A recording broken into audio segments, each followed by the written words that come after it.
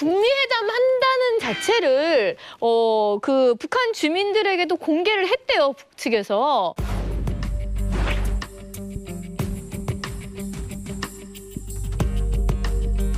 미니 씨, 북한 주민들의 반응이 어떨지 되게 궁금하거든요. 제가 볼 때 평양 사람들은 되게 기대를 많이 할 것 같아요. 일단은 신문에도 나오고 뭐 직장들에서 퍼치도 할 거거든요. 아마 뭐 저지이든 청일동맹이든 당이든 뭐 하면은 그 사람들은 정말 우리가 잘 살아지는 거, 물가도 되게 싸지고 뭐 물건도 많이 들어오고 하면 종세도 완화되고 우리 진짜 좀 뭐가 달라지는 거 아닌가 정말 기대를 진짜 많이 할 것 같아요. 먹고 사는 문제가 좋아질 것이다. 이걸 되게 많이 기대를 하죠. 아무래도. 오늘 또 이 동물상 전문가가 나오시니까 오늘 또 노란 병아리로 위장하려고 위장했어. 그러고 나오셨네. 아니 그게 아니라 정말 큰일 났어요. 자꾸 사람 얼굴만 보게 되는데 오늘 미니 씨가 유독 그 추사랑 같아요. 관상가님 추사랑 상입니까? 아, 권상아님 제가 실은 좀 이렇게 허당으로 살아야 되는데 아까부터 계속 궁금한 걸 또 못 참아가지고요. 아, 그러니까 저 정확히 저 워싱턴 포스트.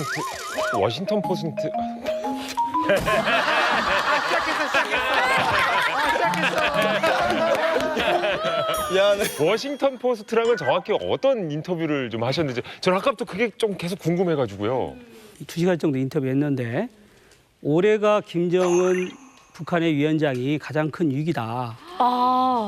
지금 회담은 잘 돼가고 있지만 사실은 이게 외나무 다리 같이 위험하게 지금 하고 있는 거예요. 이게 잘못되면 어떻게 되겠어요, 회담이? 떨어져. 큰일 납니다. 그런 위기 때 이제 트럼프 대통령이 개상이라고 제가 했고요. 굉장히 그 사나운 개란 말이에요. 둘도. 이게 보통 개가 아니기 때문에 친구도 물 수도 있고요. 기분 나쁘면. 아군도 이렇게 물 수 있어요. 어머. 예, 그런 식으로 예측을 좀 할 수 없는 그런 부분이 있으세요. 그래서 올해가 위기인데 2018년 개띠라는 말이에요. 지금 무술년. 근데 그분이 트럼프 대통령이 또 개띠예요. 어머. 이게 개가 3개를 겹친 거예요. 그렇기 때문에 이 트럼프 대통령의 운수가 하늘을 찌르듯이 강하게 올라옵니다. 와, 진짜 노벨 가나요? 그래서 굉장히 크게 올라가기 때문에 김정은 위원장이 그 자꾸 위협을 가하고 미사일 쏘고 그러면 진짜로 그걸 어떻게 제거할지 그 북미회담을 한다면 김정은 그 위원장은 자존심이 굉장히 강하다. 그분은 그 자존심을 건들면 일이 안 된다. 판이 깨진다. 그러니까 그 자존심을 지켜주면 크게 그 회담장으로 나올 수 있다. 그러니까 그걸 좀 지켜주면 좋겠다. 그것이 가장 키포인트다. 그렇게 얘기했습니다. 그리고 저는 뭐 좀 궁금한 게 있다면 이제 관상 얘기가 나왔으니까 트럼프가 개상이고 일단 김정은이 그 사자와 보거의 관상을 갖고 있는데 이 개랑 사자 보거 이렇게 만나면 어떤 일이 좀 생길까? 너무 완전 분야가 달라가지고 좀 궁금하네요.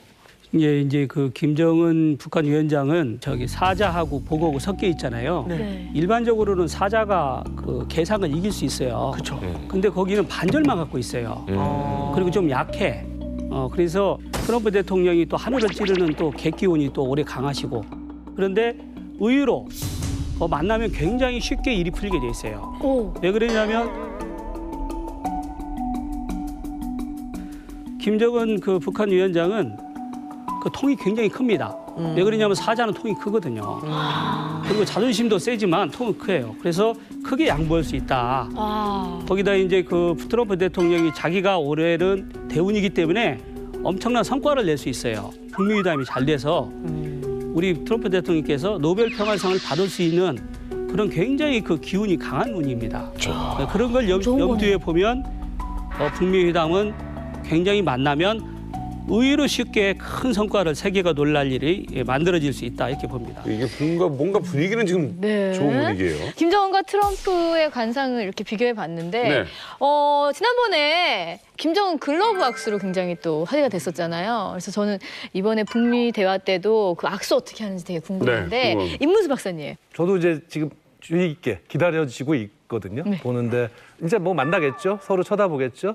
이때 뭐 어떤 표정을 짓고 가까이 다가가면서 악수를 할 건데 트럼프 대통령은 굉장히 강하게 예전에는 막 끌어당기고 막 네. 흔들고 이렇게 했는데 한번 저 캐나다의 네. 젊은 보통 총리가 그걸 준비해 와가지고 더 세게 네, 해서 맞아요. 그다음에 좀 굉장히 아파하면서 그다음부터는 땡기거나 힘들게 안 하고 많이 흔듭니다.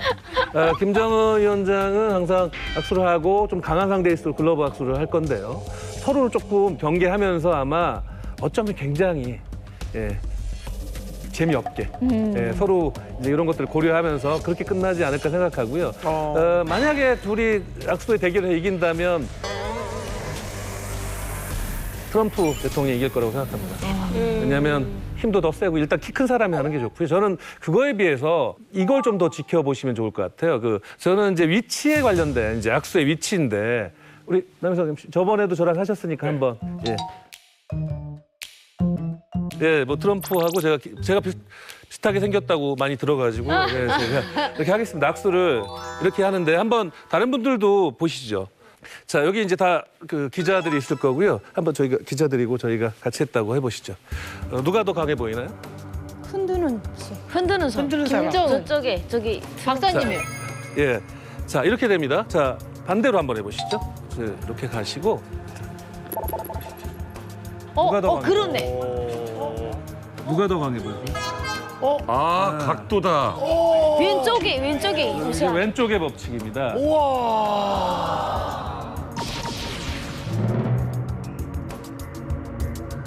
한번 보시면 이쪽에 있으면 저희가 이제 등이 뒤에 있고 등 뒤에는 이제 다 여러 가지 막혀 있을 거고요. 이렇게 기자들이나 다 있을 거란 말이죠. 저는 여기가 안 보이고. 예, 그러면 저는 여기서 이제 통제를 할 수가 있어요. 왜냐면 여기가 보이고. 여기서 이렇게 내가 예를 들어 이렇게 한다거나 혹은 이렇게 이끌 수도 있고요. 그래서 왼쪽의 법칙이라고 해서 손등이 기자들이나 사람들한테 보일 수 있을 때 사람들은 무의식적으로 누가 더 강한가 이런 것들 봅니다. 그래서 사실은 미국이라든지 뭐 영국이라든지 러시아도 마찬가지입니다만 이런 쪽의 그 대통령이라든지 아니면 이 위치를 잡으려고요. 찍었을 때 손등이 보이려고 이쪽을 잡으려고 거의 뒤에 물밑 전쟁이 일어납니다.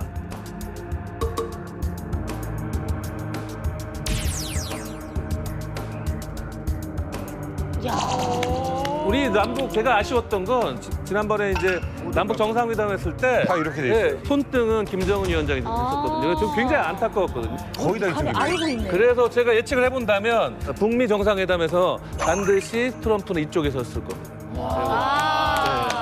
대박. 이게 재밌다. 근데 둘이 만약에 김정은하고 트럼프하고 이렇게 만나가지고 당연히 김정은이죠? 자, 악수 안 하고 계속 왼쪽 가려고 계속 하는 거야.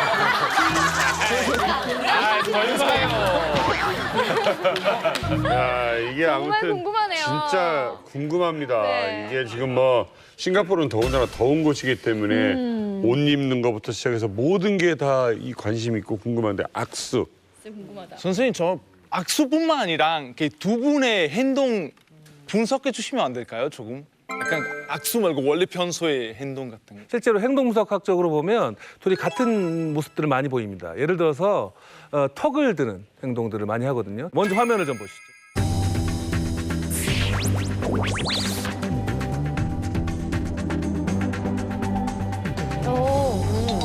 이제 턱들기입니다. 턱 드는 건 행동분석에서 기본적인 건 자신의 생명에 관련된 부분을 드러낼 때는 자신감이라는 말씀을 드렸습니다. 그래서 뭐 이렇게 아까 우리 대현 군이 이렇게 큰 것 하는 것처럼 역시 자신감이거든요. 이것들. 그다음에 턱을 드는 것도 역시 자, 네 앞에서 목을 들고 있어도 너희들 앞에서 나는 괜찮아. 자신 있어. 힙합 씬 하는 분들 있잖아요. 다 이러고 있어요. 맞아. 오.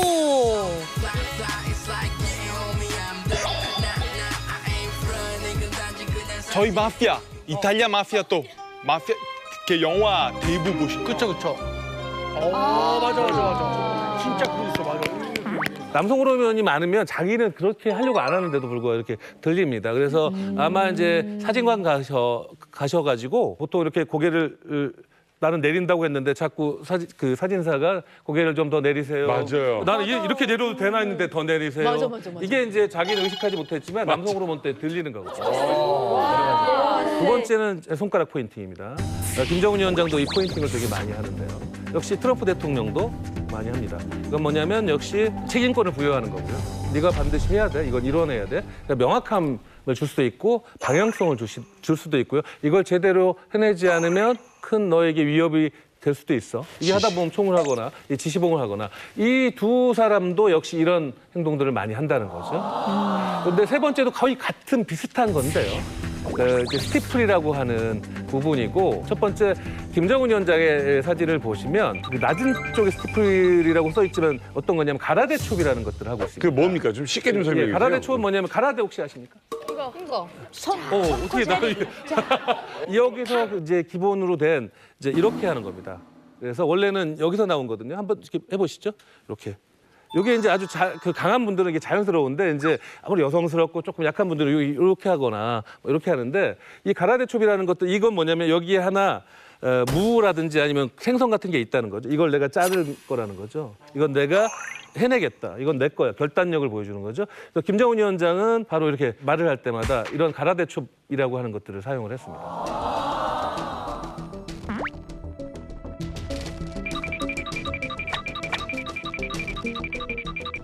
그리고 트럼프 대통령은요 낮은 쪽의 스티플이라고 스티플이 뭐냐면 첨탑, 철탑 뭐 이런 게 표현을 하는데 이렇게 하고 있는 겁니다. 한번 해보시죠. 아, 이거 많이 봤어요. 네, 맞아요, 이렇게 맞아요. 보통 보면 이제 아주 그 힘 있는 이런 권력을 가지고 있는 사람들이 앉아 있을 때 이렇게 하죠. 맞아요. 모델들. 맞아요. 나 이거 잘하는데. 이렇게 해요. 회사 사장님. 김상중 형님. 맞아. 그런데 말입니다. 그런데 말입니다. 김상중 형님 항상 이렇게 있어요. 근데 이렇게 하고 있는데 이게 이제 에펠탑 같은 이게 뭐냐면 위로 올라간다는 건 역시 어떤 힘이나 자신감을 나타내는 거거든요. 근데 저렇게 대중 연설이 많은데 이렇게 하고 있을 수는 없으니까 이것들 낮은 쪽의 스티플이라고 해서 밑에서 이렇게 하고 있는 겁니다. 이렇게 했지. 아마 그 밑에 쪽 두 강인함을 나타내는 어떤 그 힘 있는 자세, 행동이거든요. 그래서 이런 걸 보면 두 사람 다 가장 강한 아주 지배적인 몸짓이라고 하는 강한 행동가들의 몸짓을 보이는 저 행동 분석을 보면 아주 강하게 부딪힐 수도 있지만 아주 큰 것들을 이뤄낼 수 있는 두 성격의 비슷함이 있습니다.